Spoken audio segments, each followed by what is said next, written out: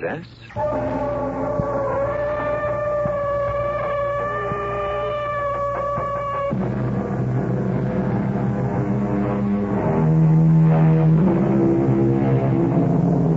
Come in. Welcome. I'm E.G. Marshall, bellwether of this flock that assembles here to mull over the mysterious and the macabre. Doomsday is near, said Mr. Shakespeare. So, die all, die merrily. Or to put it another way, eat, drink, and be merry. For tomorrow...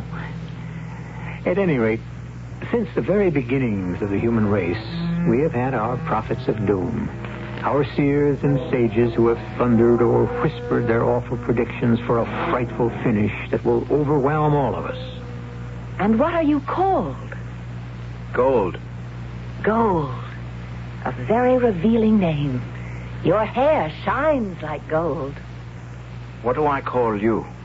You will call me Mistress, because you are now my slave. Do I have the right to know your name? You have no rights at all. As your slave, what am I supposed to do?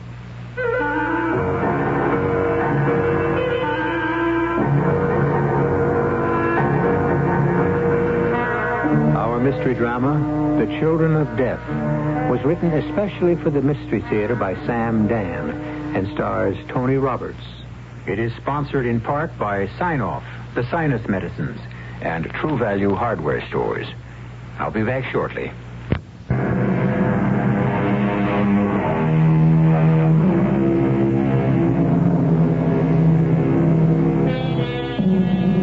Nobody knows how or why it all happened. And actually, it doesn't matter. All those people who argued about the end of everything, who warned, who threatened, who pleaded, those who hastened it, and those who tried to prevent it, all of them are gone. Long ago, they became dust. And long ago, that very dust has been blown into the skies and washed into the streams and the oceans. And who could ever find it today? For a few short millennia, they ruled this earth with their great tools of metal and fire, but they couldn't rule themselves. And when they finally turned on each other, it was awful to behold.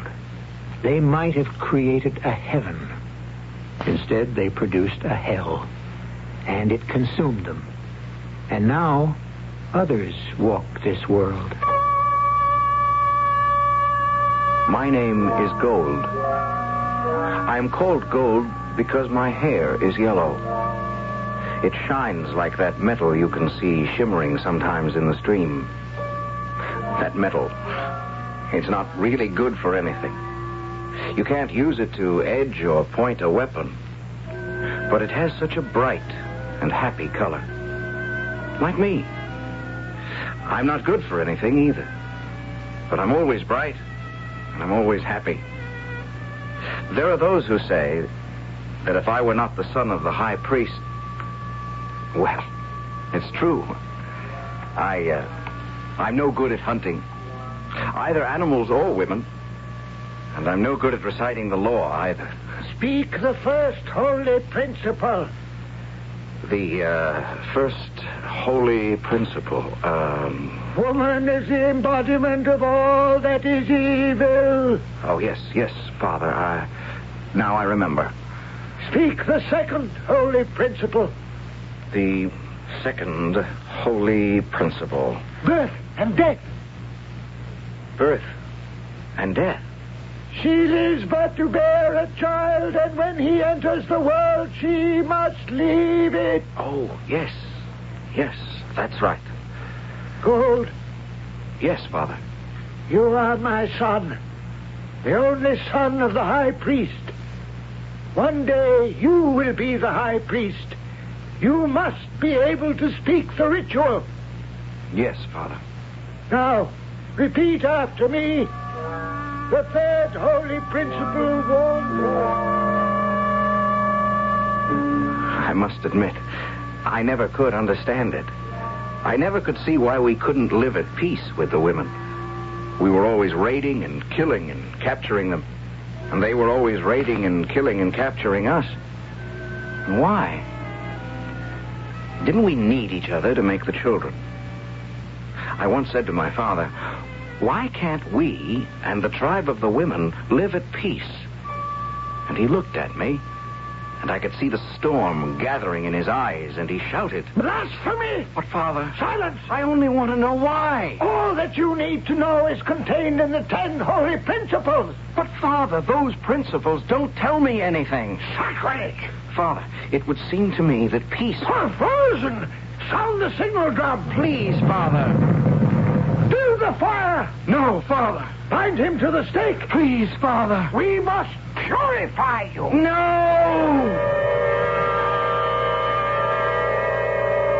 I was purified. I was surrounded by leaping flames. And there's nothing like fire to teach a man wisdom. I became very wise that day.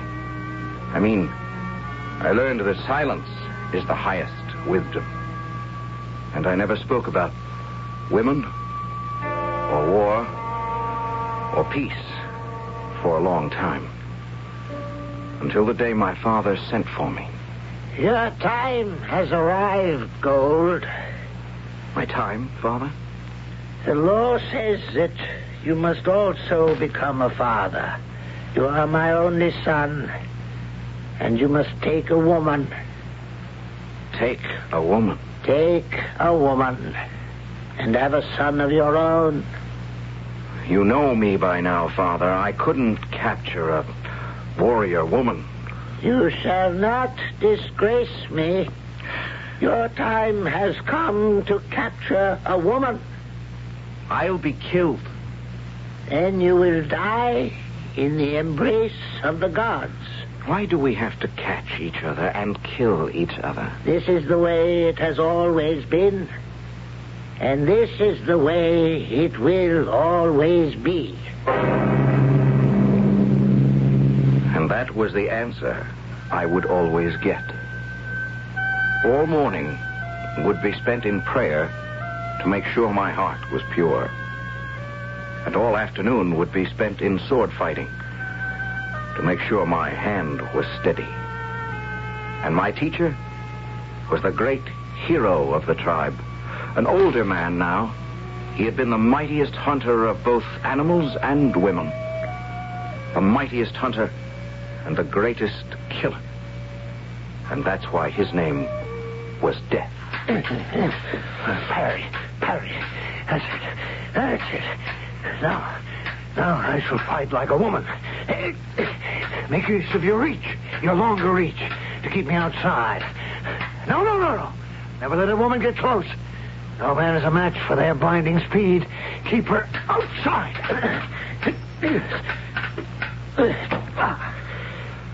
I'm sorry. You should be. You'd either be dead or a prisoner. I'm not very good at this. I would say you're hopeless. That's true. Yes, you could be very good. You just don't care. Why is that, Gold? Well, I don't believe in killing. How is it possible for a man or a woman not to believe in killing? If we don't kill the women, they kill us. Now, you want to go out there and die? No. Pick up your sword, and we'll start all over again. What can happen to a man who refuses to capture a woman when his time comes? The law says he has to be put to death. Where could a man go? What do you mean? You traveled more than anyone else. We have this part of the forest, which belongs to the men. And beyond the mountainside, a forest which belongs to the women. What else is there? Nothing. That isn't true. There must be more. There's nothing else. Nothing. I'll go around the forest of the women. Toward the river we can see from the hilltop. Gold. Don't do it. Why not?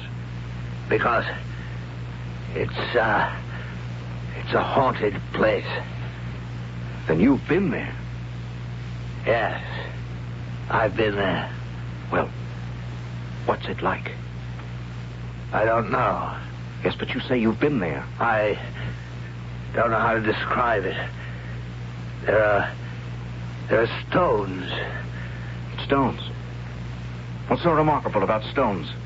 They're very large. And they're placed one on top of another. Why would anyone wish to place stones one on top of one another? And other things, which I cannot describe, especially a thing that talks. A thing that talks? Yes. A thing in the shape of a square stone. Except that it is not a stone because it is very light to the touch. It talks. It talks. What does it say? It's blasphemous, so I must not repeat. Blasphemous? How? It speaks of men and women. And both men and women speak from it. How is it done? I picked it up from the ground, and as I held it in my hand, something moved beneath my finger, and the voices seemed to pour forth from it. But this is madness. Ask your father. My father? He was there with me. The high priest. Ask him. What is this place he speaks of, Father? It could only be the place of our ancestors. How do you know? They were people like us, men and women together. And that's why they were punished. Punished? How? Great flames destroyed their world. Why? Because they lived together in defiance of the gods. How do you know this, Father? How? They told us. Who told you? They did. Their voices spoke to us from the box that Death told you about. They said they were being punished for arrogance.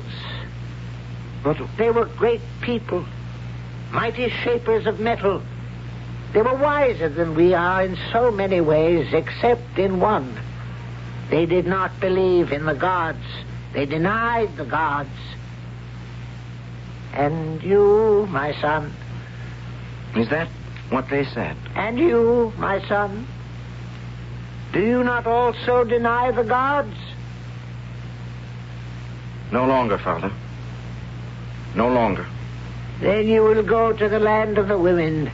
You will capture one and bring her home. Yes, Father. Then there is no longer any doubt? No, Father. Do you believe in the 10 holy principles? Yes, Father. Then go. Capture your woman, my son. I give you my blessing.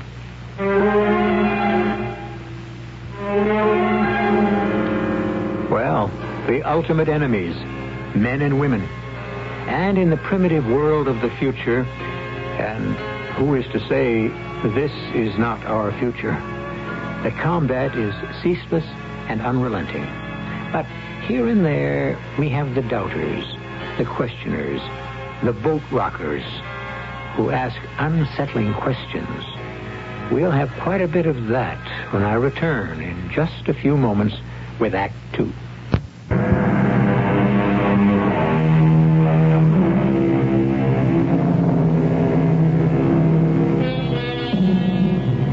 Our story has postulated a strange, savage world, far in the future, where combat is the order of the day, and the combatants are men and women. They capture each other, they use each other, and then they kill each other. And if you stop to think about it, actually, in a way, that's not too different from how things are right now. But why bother with truth when we can enjoy fiction? And so, I was pronounced fit and ready to capture a woman. And the tribe held a great ritual celebration for me. There were prayers and dances. Mighty tales were told of great feats by heroes who had already captured many women. And finally, armed with my father's spear and sword, I was led to the edge of the forest, the forbidden forest, by my teacher and sponsor, Death. Are you frightened, Gold? No? Say the truth. Well, yes. Remember what I taught you. Yes, I remember. They're very good fighters inside. Never let a woman get close enough to use her dagger. I remember. No, you won't remember. In the heat of the fight, you'll do what's in your heart. I wish I knew what was in my heart. Before this night is over, you may find out. Slowly, I walked away from him, and soon I was alone. All alone in the forest. I'd never been alone in my life. And now, I was all by myself. How frightening it is to be alone in the world. What was to become of me? Now I had to kill or be killed. Capture or be captured. I'd never done anything like this in all my life. And then I heard it. The sound of a spear striking the tree I was leaning against. It landed scarcely an inch away from my throat. The entire spear had buried itself in the trunk. The shaft was still quivering. A powerful arm had hurled that missile. And then I saw her standing some 30 feet away. She was tall, like me, blonde, like me. She was wearing a shirt of fur, like me. And in her hand, she was holding the long, murderous, two-edged blade the women always carry. I missed you on purpose. Throw down your spear if you dare. Why? Why did you miss me? I want a capture, not a kill. Will you fight? Bad. Bad, very bad. No one ever said so out loud. No one would dare to admit it. But between us and the women, there was a kind of... it was an understanding. If a man and a woman should encounter each other, and they felt they were evenly matched, they would pretend that they didn't meet, and go their separate ways quietly. You only risked combat when you felt you could win. The fact that she had decided to challenge me was a bad sign. Why couldn't I have encountered a small, puny woman? This one appeared to be so alert, so capable. But what could I do? How could I refuse to fight? Besides, she looked as if she could outrun me. You're not very good. I could have run you through. You should have learned to fight before you came out. This is too easy. Still, you're handsome. You should father a beautiful girl for me. But first, I must disarm you. I was her prisoner. There was no escaping my fate. It would be useless to try to run away. We had met in combat, and the gods had decreed the winner. There was nothing to do now but submit. What's your name? Gold. Gold. I see why. Poor Gold. Bright, shiny. But so soft.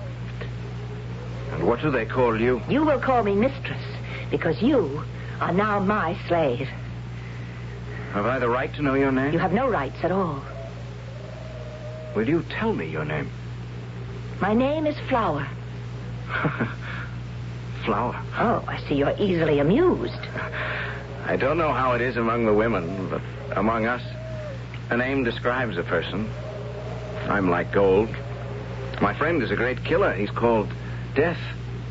one who runs swiftly is named Deer. It's the same with us. You're hardly a flower. Am I your first captive? Oh, no. And you won't be my last. I hope, for your sake, that you'll do better than the others. What do you mean? Oh, why do men talk so much? What does it matter? Come. We have a ceremony to perform. I was taken to the village of the tribe of the women. And it was very much like the place of the men. Like the men, the women lived in tents made of fur. Like the men, the tent of the high priestess was larger and finer than all the rest.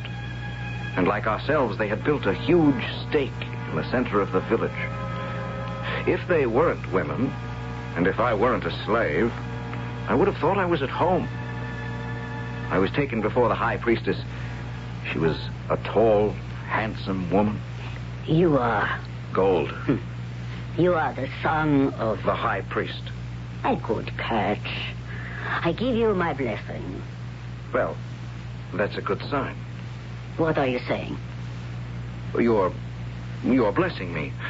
That means... That means I wish you to be the father of a girl who will bring glory to her people. Oh.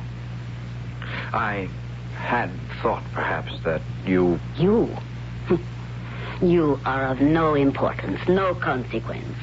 You are merely an instrument. And when you have performed your mission, you shall be cast aside. You mean killed? These things are the will of the gods. As the son of a high priest, you should know that better than anyone else.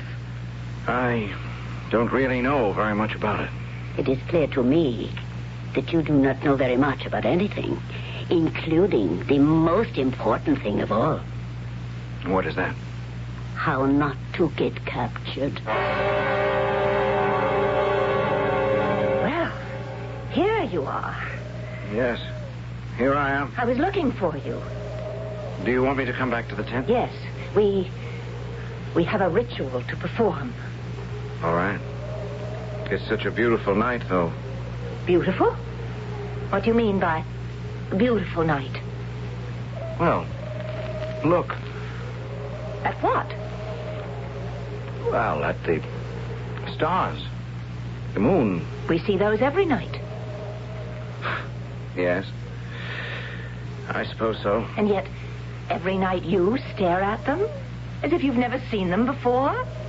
Every day. Every night. I look at the sun, trees, mountains, the streams, the moon, the stars, as if I'm seeing them for the very first time. You do? Why? Why? Yes, why? What purpose does it serve? Wouldn't you have been better off to study sword fighting? Better off? Well, if you had, I might have been your prisoner and slave, instead of how it is now. That's your good luck, isn't it? It's the will of the gods. What would you do if one day you suddenly asked yourself, what if there were no God? You shouldn't say that. Why not? Because you're very close to the next world. You know that, don't you? Yes. If I have a child, you will die at the moment of its birth. If the child is a boy, it will be killed with you. How would you feel about that? Feel? These things are decided by the gods. And if by the time the first snow falls, there's no sign that I'm to have a child, you will be sacrificed to the gods in any event. Then I might as well be happy when I can. I don't think the gods want me to have a child. No? You're my... I have captured 5 slaves, and I've never... It's cold. There's a sudden chill in the air. Winter is coming. We should go back into the tent. You sent for me, priestess. The snow is on the ground, Gold. I know that. We will miss you. You will... I had never said anything like this before. How could I, to a man? But you are different. You make people smile. I wish I knew why. The gods, they made you different. They made you happy. Perhaps they should have realized this and protected you. Although I am not criticizing the immortal gods. And since I believe I'm due to see them soon, I'll tell them that. You must die 7 days after the first snow, since Flower is still barren. Prepare yourself for death. Prepare myself? What am I supposed to do to prepare myself? I cannot understand such a question. I would imagine that the best way to prepare yourself for death is to lead a long, full, happy life. What do you want me to do in a week? You're a madman.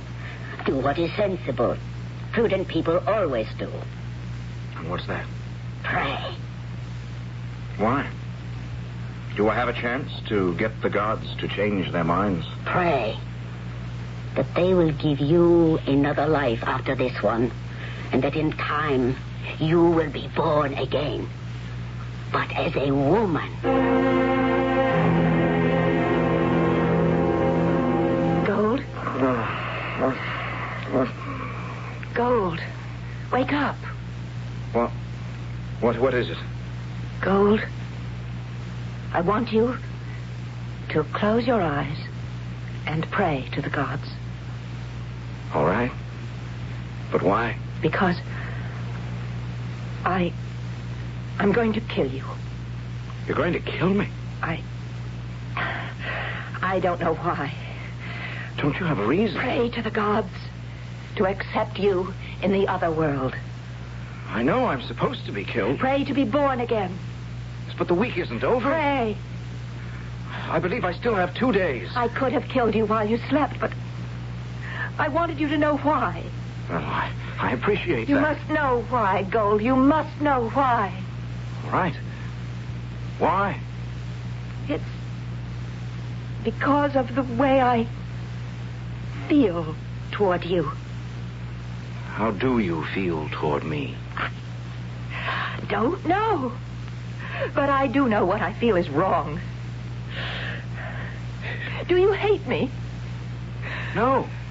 I don't hate you. Well, you should. I'm a woman, and you're a man. And the gods tell us that you have cast a spell on me. What do you mean? A spell? I have a feeling that it is new. Tonight I looked up at the moon and the stars, and it was as if I was seeing them for the first time. Everything seems different and exciting and wonderful. What have you done to me, Gold? I don't know. I've gone mad, and the gods are punishing me. For what? For not hating you, for not wanting you to die. And so, to prove to the gods that I still obey and believe them, I must kill you myself. Right here. Now. Flower. Don't.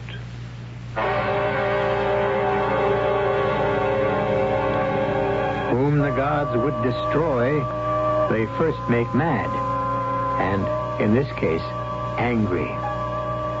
Well, these sworn foes, these warrior men, these Amazon women of the far and distant future, how can they finally resolve their differences? Or can they ever? The scheduled time for all resolution is, as you know, the third act, which I shall bring you here in just a few moments. Have you...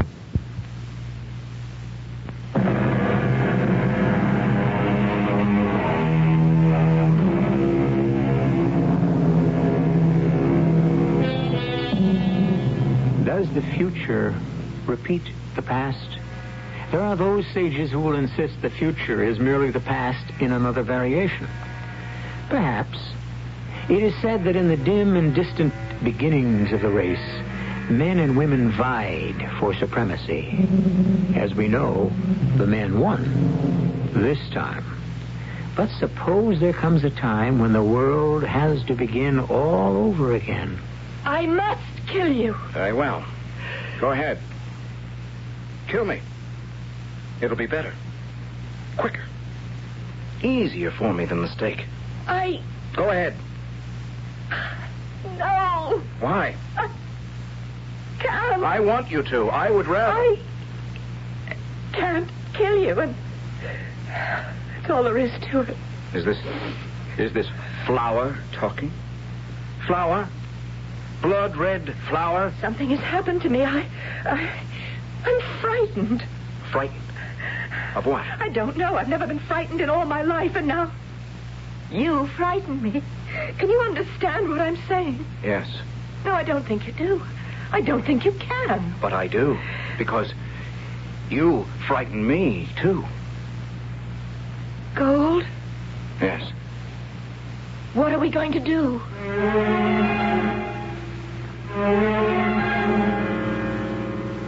Gold. This is the ritual we must perform on the eve of sacrifice.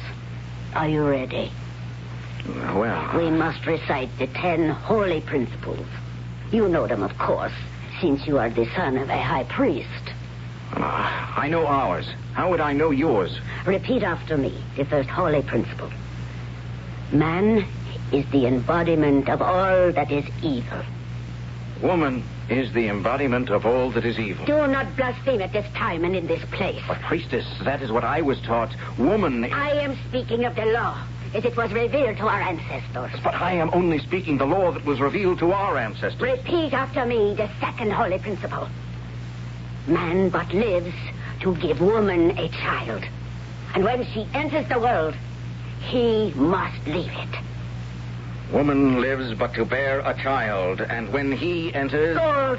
But this is how my father taught me... Your father is in error. Why? The answer is evident. Your father is a man. Men are incapable of understanding the holy laws. Why? Because they have neither the intelligence nor the piety. Are we talking about the same God? The holy gods are the holy gods. They rule alone. There are no others. I am sure that there is a misunderstanding somewhere. I shall save you from yourself. I shall not permit you to insult the gods further. And so, when you die tomorrow, they will accept you. Return to your tent.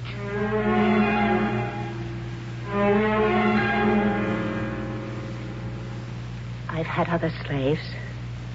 All of them had to die. I never thought about it. It never bothered me. The truth is, you've also cast a spell over me. What's it like? I don't know. Oh, Gold, I wish... It's so fantastic. I don't think I could tell you. Why not? Because... I feel that I could tell you anything. The fact is, I'm a practical person. And no one who is alive today, either man or woman, ever heard the gods speak. That's true. And so, since they spoke so long ago, we don't really know what they said. And we can never really find out unless... Unless they should choose to speak again. Flower, listen. We can hear the gods speak. How? There's a place. Do you know it?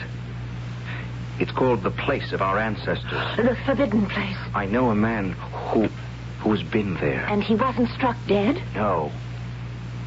And he said he had heard the voices of the ancestors. How? It's been so many years since the ancestors perished. He heard their voices. How? I don't know. He said the voices had been captured and placed in a thing. Magic? I don't know. Well, what did the ancestors have to say? He couldn't tell me. Why? Because he was afraid to listen. The ancestors, don't you see? The gods spoke to our ancestors.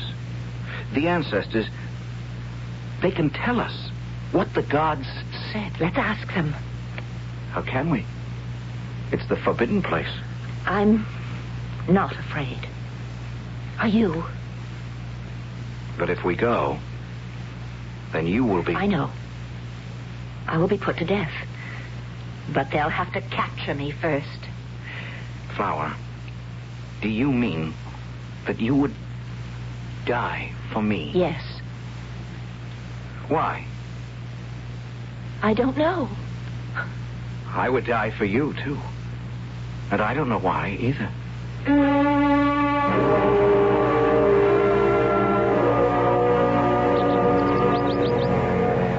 Are you afraid? Yes, I am. The ancestors lived here. The stones heaped one atop another, so high. These must be... what, tents? The ancestors made tents. Of stone? Yes, they'd be strong. One would be safe from attack.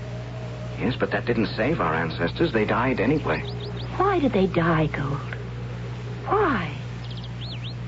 Inside one of these tents is a thing shaped like a square stone. Must be the snare that has captured the voices of the ancestors. We must find it. And must we go inside the stone tents? Don't be frightened, Flower. I'm not frightened. As long as I'm with you. That's how I feel. What is this place? I don't know. I can't even imagine. Along the walls. Pictures, such as we try to draw on rocks with the juices of berries.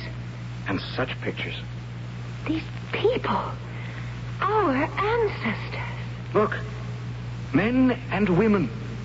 Together. And children. Boys and girls. What does this mean? It means they sinned.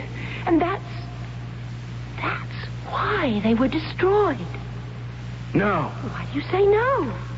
But look at their faces. See how happy they are. These are good people. If they were good people, why did the gods destroy them? I don't know. If only... Wait a minute. You see that? See that thing? It looks like a square stone on the ground. Yes? That's where the voices are. How can we make it speak? My friend said he picked it up, and something gave beneath his fingers, and the voices came out. So, let me see. No, don't. Why? Why not? It might be blasphemy to touch it. But it's why we came here. Then, let us pick it up together. Now. Yes, I have this end. It's light. It's so light. Why doesn't it speak? Because something is supposed to move. Wait. Something has started. What's that? The gods. My name is David. My name is Lorna. Very soon now, we will have destroyed the world. It's the gods. The gods speaking. We had everything to live for. Every reason to be happy and prosperous. All we had to do was love each other. Why didn't we love each other? Why did we hate each other? Hate.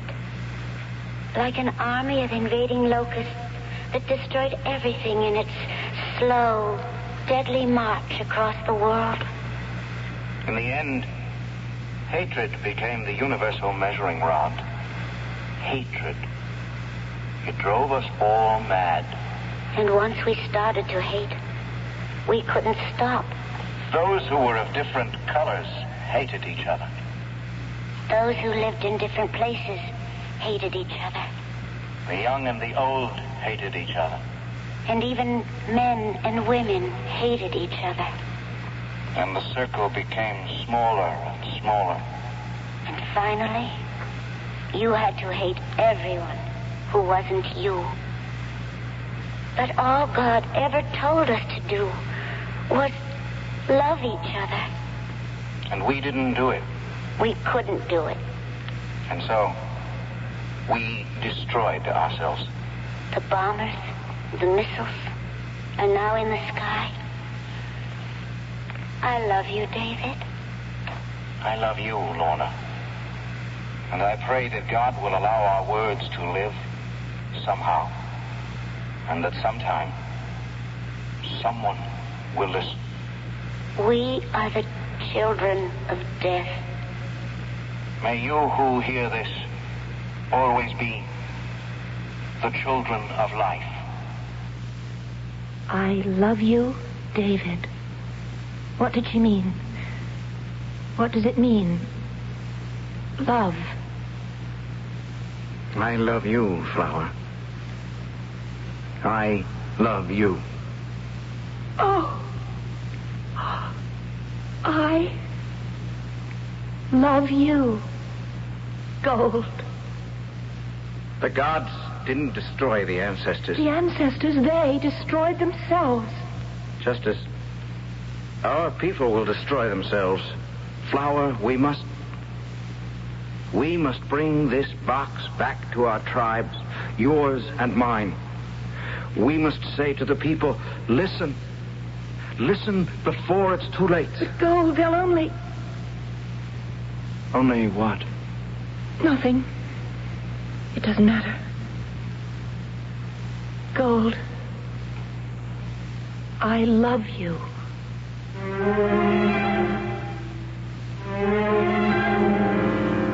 And so they took what they could only imagine as a magic box back to their people. And now we're going to let you write the end to the story.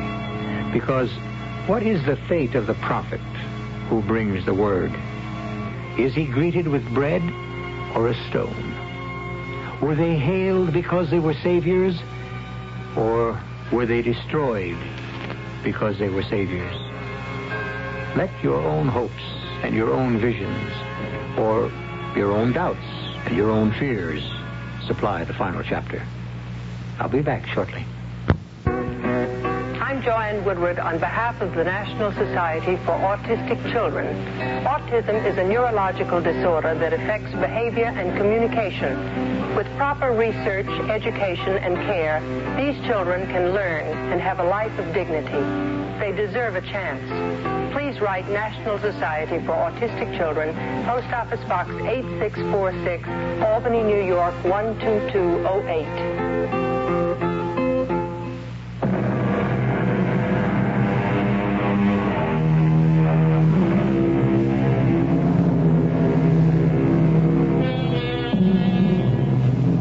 Unleashed becomes the master. Or, he who rides a tiger dare not dismount. Put it any way you please. Hate is a fire that requires constant fuel. And sooner or later, he who hates must finally be consumed by the flames. Isn't it simpler to love? Of course it is. And we love to have you here 7 times each week. Our cast included Tony Roberts, Marion Seldes, Evie Juster, and Robert Dryden. The entire production was under the direction of Hyman Brown. Radio Mystery Theater was sponsored in part by Buick Motor Division. This is E.G. Marshall inviting you to return to our Mystery Theater for another adventure in the macabre. Until next time, pleasant dreams.